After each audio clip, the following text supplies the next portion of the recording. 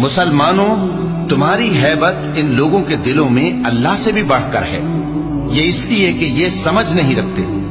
یہ سب جمع ہو کر بھی تم سے نہیں لڑ سکیں گے مگر بستیوں کے قلعوں میں پناہ لے کر یا دیواروں کی اوٹ سے۔ ان کے آپس میں بھی بڑی لڑائی رہتی ہے، تم خیال کرتے ہو کہ یہ اکٹھے ہیں، حالانکہ ان کے دل پھٹے ہوئے ہیں۔ یہ اس لیے کہ یہ بے عقل لوگ ہیں۔ ان کا حال ان لوگوں کا سا ہے جو ان سے کچھ ہی پیشتر اپنے کرتوت کی سزا کا مزہ چکھ چکے ہیں، اور ان کے لیے دکھ دینے والا عذاب تیار ہے۔ منافقوں کی مثال شیطان کی سی ہے کہ انسان سے کہتا رہا کہ کافر ہو جا، پھر جب وہ کافر ہو گیا تو کہنے لگا کہ مجھے تجھ سے کچھ سروکار نہیں، مجھ کو تو اللہ رب العالمین سے ڈر لگتا ہے۔ تو دونوں کا انجام یہ ہوا کہ دونوں دوزخ میں جائیں گے، ہمیشہ اس میں رہیں گے، اور بے انصافوں کی یہی سزا ہے۔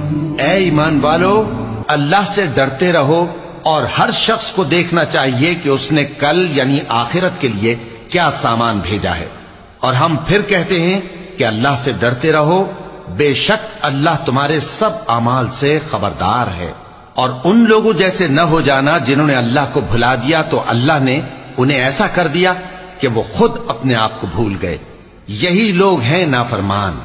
اہل دوزخ اور اہل بہشت برابر نہیں، اہل بہشت ہی کامیابی حاصل کرنے والے ہیں۔